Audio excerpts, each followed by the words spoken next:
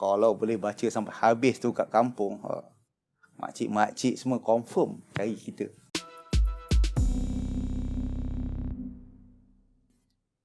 Assalamualaikum warahmatullahi wabarakatuh. Salam sejahtera, selamat pagi. Saya akan bercerita dan berbincang tentang buku Islam di Nusantara, Kitab Kuning, Pesantren dan Tarikat, tulisan Marty van Brunessen. Buku ini adalah terjemahan oleh Saudara Al-Mustaqim M. Radi. Kenapa buku ini menarik? Buku ini sebenarnya mengisahkan tentang kajian oleh Martin tentang kitab-kitab lama atau kitab-kitab kuning yang ada di Nusantara, terutamanya yang ada di Indonesia. Martin adalah profesor daripada University Utrecht di Belanda dan juga di International Institute for the Study of Islam in the Modern World, ISIM. Beliau banyak melakukan kajian pada tahun 70-an, 80-an, 90-an tentang tarikat di Indonesia dan gerakan nasionalisme Kurdi. Martin juga pernah bertugas di Indonesia. Buku tentang Asia Tenggara, tentang Nusantara, tentang kita, tapi kita perlukan orang luar untuk mengkajinya. Mungkin kajian ni akan lebih objektif. Dia lepas daripada bias yang mana beliau mengumpulkan fakta. Bahagian pertama, jaringan ulama dan dampak transnasionalisme. Kemudian, pendidikan Islam tradisional di Indonesia. Dan yang ketiga, tarikat dan perkembangannya di Indonesia. Saya ingat di Malaysia, orang lama macam saya mungkin pernah juga jumpa macam ni lah. Kitab-kitab lama yang ditulis secara tanpa noktah dalam jawi. Satu kitab tu penuh penceritaannya. Eja bumi bawau mim. Kita ingat bom ke bumi? Bawau mim kan? Dia melihat berbanding dengan zaman gerakan Islam mutaakhir dan juga tentang perkembangan Islam awal, beliau mengatakan bahawa pada peringkat awal mereka ni lebih terbuka dan menerima keterbukaan. Maksudnya ada banyak tarikat, ada banyak pandangan, tapi mereka menghormati. Ini apa yang dikatakan oleh Martin. Dalam banyak kritikan gerakan Islam yang moden, mengatakan pihak yang lama ni ketinggalan dan sebagainya, sebenarnya mereka lebih terbuka. Dan kalau kita melihat juga perkembangan Islam di Malaysia, di Tanah Melayu, di Indonesia, dia banyak interaksi di antara apa yang masyarakat itu ada dan juga dengan keadaan sekarang. Islam tidak datang secara terasing. Islam itu datang menyerap dengan unsur-unsur tradisional dan menanamkan semangat yang kita ada.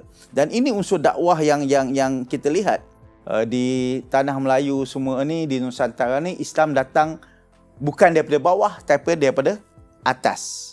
Islam datang kepada pemerintah dan pemerintah itu mendapat ruang dan peluang untuk menjadi lebih baik dengan mendalami Islam, dan akhirnya rakyat bawahan mengikut apa raja-raja mereka lakukan. Dalam sejarah diceritakan di sini dulu-dulu, di Banten, sultan semua tu mendapat darjah itu, jadi sultan tu sebab apabila mereka pergi ke Mekah. Apa yang orang Jawa kata ngelmu. Ngelmu ni ialah mencari ilmu. Kalau kita pergi pondok, orang Jawa kata mondok. Kalau pergi Mekah, ngelmu. Legitimasi kekuasaan mereka sebab dia ngelmu di Mekah. Sebab tu kalau ikut dalam buku Hikayat Hasanuddin, tulis dalam lingkungan tahun 1700, Sunan Gunung Jati mengajak anaknya, dia sebut di sini, "Hai anakku Kimas, marilah kita pergi haji, kerana sekarang waktu orang naik haji. Sebagai pula santri kamu tinggal juga dahulu di sini dan turutlah sebagai pekerti anakku." Dia kata anak-anak santri duduk tapi anak dia ikut dia pergi haji. Haji itu menjadikan darjat sultan pemerintah lebih tinggi. Dan ini dan kalau dulu dalam kitab ni pun disebutkan pergi haji ni bukan mudah. Satu perjalanan yang panjang dan sangat berbahaya. Contohnya orang pergi berangkat haji pada tahun 1853. Yang berangkat ke Mekah 1129. Yang balik hanya 405. Pergi perjalanan yang tidak mudah. Bagaimana? Tak macam sekarang. Ada duit, kita pergi kan. Pelayaran Abdul Qadir Munshi, yang terkenal nama Munshi Abdullah. Dia naik haji pada tahun 1854. Mendekati Tanjung Gamri di Sri Lanka, Ceylon, kapalnya diserang angin kencang. Allah, Allah, Allah.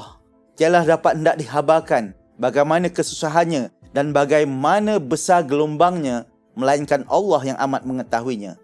Rasanya hendak masuk ke dalam perut ibu kembali. Gelombang dari kiri lepas ke kanan, yang dari kanan lepas ke kiri.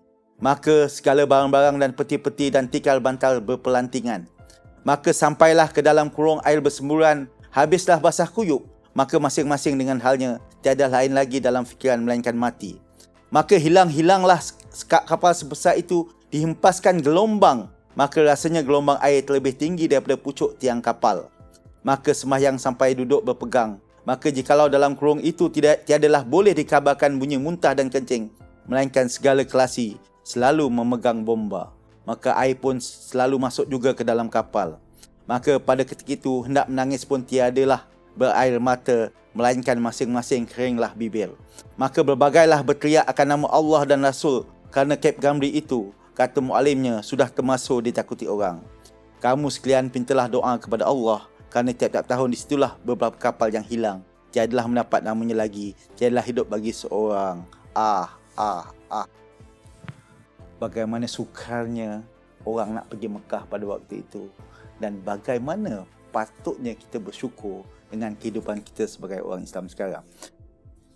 Menarik buku ni sebenarnya.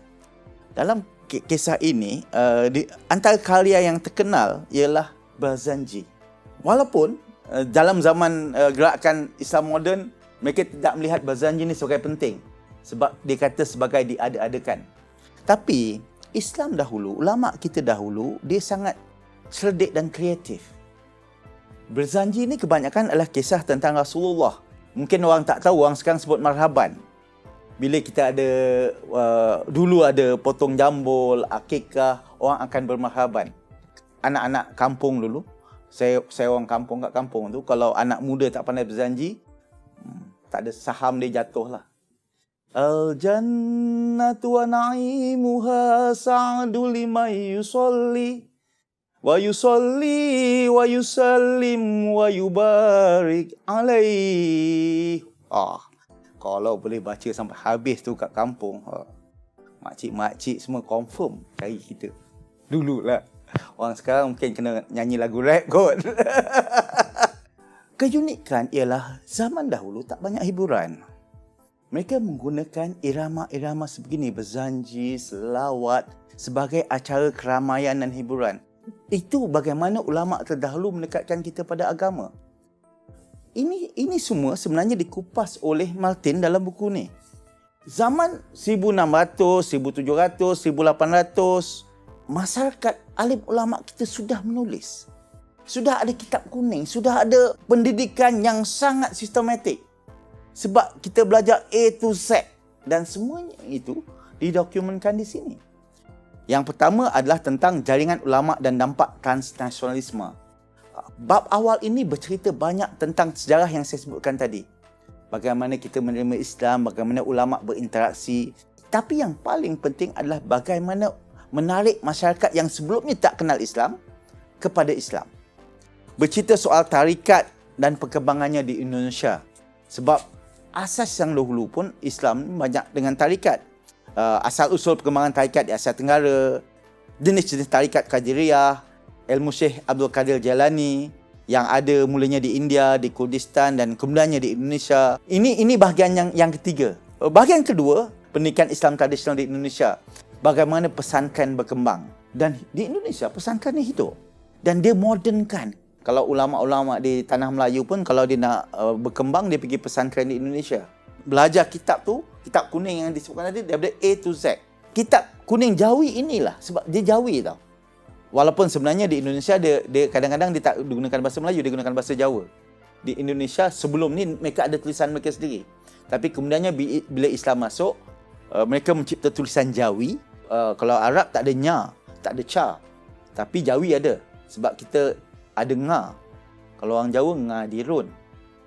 Ngadirun tu bapak saya. Orang Arab tak boleh sebut nama bapak saya. Dekat-dekat pun Nadirun. Tapi Ngadirun tak ada. Sebab tu nama bapak saya istimewa sikit. Okey. Apa yang nak saya sebutkan kat sini ialah pesantren tu tetap ada dan mereka berkembang dan jadi moden. 2 tahun lepas, saya berkesempatan pergi ke pesantren di Indonesia. Dan sangat moden. Mereka tak menggunakan bahasa Indonesia, menggunakan bahasa Inggeris dan bahasa Arab. 2 saja. Dan yang menariknya pesantren di sana ialah mereka mendekati ilmuwan luar. Yang dipanggil pada hari itu di pesantren tersebut adalah pemuisi-pemuisi Indonesia yang terkenal. Dipanggil datang, baca puisi, ada satu majlis malam tu. Saya pun tiba-tiba dipanggil baca puisi pada waktu tu. Kononnya wakil Malaysia. Yang menarik adalah bagaimana mereka melihat budaya sangat rapat dengan agama. Ini perkara yang banyak kita lihat. Sebab tu di pesantren, dia ada macam saya sebut tadi berzanji. Dia tambahkan elemen-elemen yang menyegarkan pengajian. Sebab tu dalam tarikat, dia ada dia punya zikir tertentu. Allah, dia macam-macam irama yang ada. Walaupun orang-orang sekarang kata itu bid'ah, itu macam-macam lah yang disebutkan. Tapi yang saya lihat adalah kreativiti ulama' terdahulu. Kita kat pesantren. Takkan 24 jam kita nak baca kitab saja. Boleh tak kita duduk dan belajar 8 jam lah? Tak boleh. Orang sekarang yang muda-muda lagilah susah. Takkan Pak Imam nak Tok Guru nak bercakap macam tu aja. Dia kreatif. Dia buat berzanji, dia lagukan zikir. Semua itu adalah kreativiti. Sebab tu Indonesia boleh menghasilkan Hamka. Hamka menulis novel, tenggelamnya kapal Wanderwish di bawah lindungan Kaabah, dan macam-macam. Tulisan Hamka ni macam-macam. Sebab dia lahir dari sistem yang begitu. Hamka menulis tafsir Al-Azhar sewaktu di penjara.